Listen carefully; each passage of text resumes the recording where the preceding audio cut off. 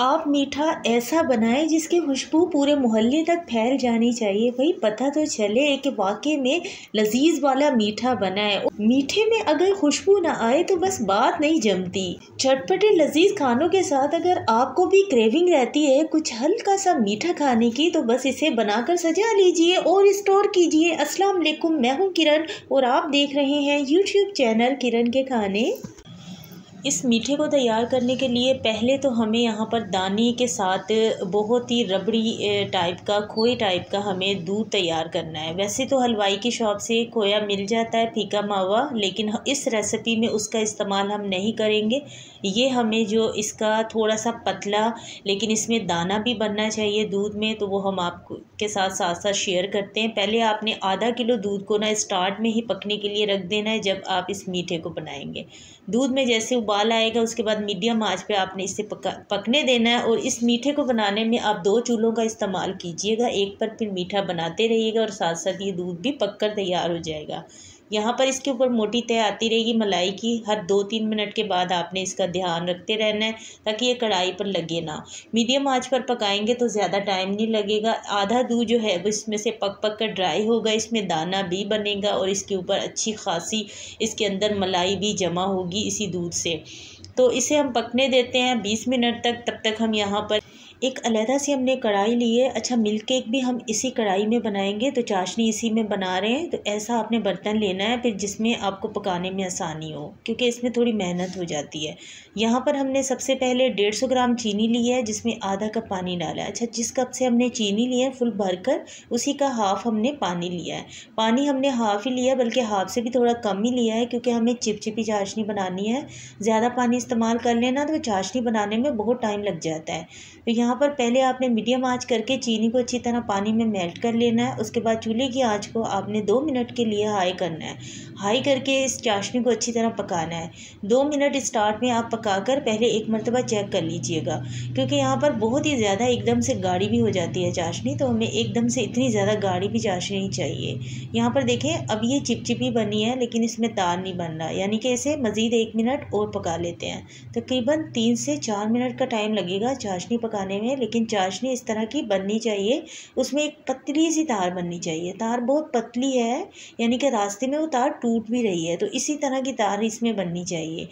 1 teaspoon इसमें हमने मक्खन डाल दिया है चाशनी में, गर्मा गर्म चाशनी में। तो चलिए, यहाँ पर दूध को पकते हुए तकरीबन 15 मिनट हो चुके हैं। ये हाफ़ बच गया है, हाफ़ दूध इसमें से ड्राई हो गया है। आधा किलो दूध था, तकरीबन 1 पाव के करीब बच गया होगा। इसमें हमने 4 चम्मच मिल्क पाउडर डाल दिए हैं। मिल्क पाउडर के इस्तेमाल से किसी भी मिठाई में, स्वीट डिश में बहुत अच्छा टेस्ट आ जाता है। मिल्क पाउडर को आप जब इसमें अच्छी तरह मिक्स कर लें तो यहाँ पर आपने चूल्हा ऑफ कर देना है। चूल्हा ऑन नहीं रखना, क्योंकि इससे ज़्यादा हमें इसे गाढ़ा नहीं करना। देखिए, इसमें दाना भी बनना है बहुत छोटा छोटा। जब भी हम मिल्क केक बनाएंगे ना तो बहुत ही मज़े का बनेगा। तो ये रखा हुआ ठंडा होने के बाद ना मज़ीद गाढ़ा हो जाएगा। जिस कप से हमने चीनी का इस्तेमाल किया है, चीनी इस रेसिपी में हमने 150 ग्राम इस्तेमाल किया है, लेकिन सूजी इस रेसिपी में हमने 170 ग्राम इस्तेमाल किया है। थोड़ा सा हमें इसमें हल्का मीठा चाहिए था, अगर आपको तेज़ मीठा पसंद है, क्योंकि हमने इसमें मिल्क पाउडर भी डाला है, उसमें भी थोड़ी मिठास होती है। यहाँ पर हमने 170 ग्राम यानी सूजी ले लिया है। घर के टी कप से प्यारी बहनें 1.5 कप सूजी ले लें और उसमें आपने आधा कप डालना है कोकोनट, यानी कि खोपरा। सूखा खोपरा बहुत आसानी से मार्केट से मिल जाता है, उससे आपने कद्दूकश करना है। 1/4 कप हमने देसी घी को पहले चूल्हे पर रख के तेज़ गरम कर लिया और वो तेज़ गरम घी इसमें हम डालेंगे। तकरीबन 8 खाने के चम्मच ये बनता है देसी घी, जिसे आपने गरम करके 8 खाने के चम्मच इसमें देसी घी मिक्स करना, ठीक है।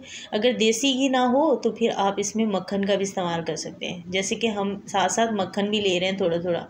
दोनों का टेस्ट मिलता है ना, तो मीठा बहुत ही ये ज़बरदस्त बनता है। यहाँ पर चाशनी की हमने हल्की सी गर्म होने के लिए रख दी, चूल्हा ऑन कर लिया। बहुत हल्की आंच आपने रखनी है, क्योंकि सूजी कच्ची है। अब इस सूजी जो घी के साथ हमने मिक्स की है वो इसमें डाल देंगे और हल्के हल्के से इसे भूनेंगे। सूजी यहाँ पर बिल्कुल हमने कच्ची इस्तेमाल की है। यहाँ पर ही सिर्फ हमारी मेहनत है इस मीठे को बनाने में।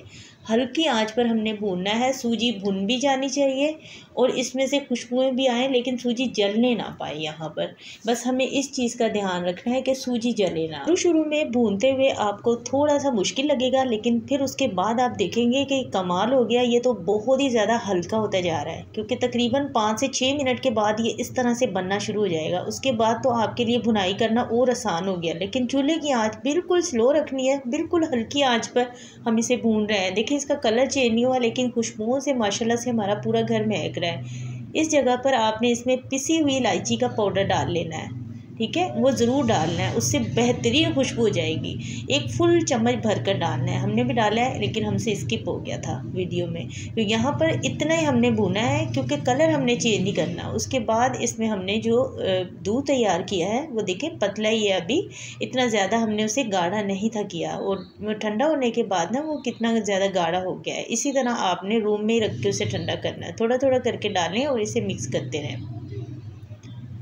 थोड़ा थोड़ा करके हमने सारा ही डाल दिया है, क्योंकि वो सारा जो हमने तैयार किया है ना, तकरीबन 1.5 कप बनता है, वो सारा इसमें चला जाएगा। उसके बाद जी इसमें थोड़े से हमने डाल दिए हैं यहाँ पर चारों मग्स। और इसे बनाकर ना माशाल्लाह से 1 से 1.5 महीना बिल्कुल ये ख़राब नहीं होता और इतना कोई लजीज रखता है। इंशाल्लाह आप इसे बार बार बनाएंगे। तो बस इसे आपने भूनना है जब तक कि ये दानेदार नहीं बन जाता।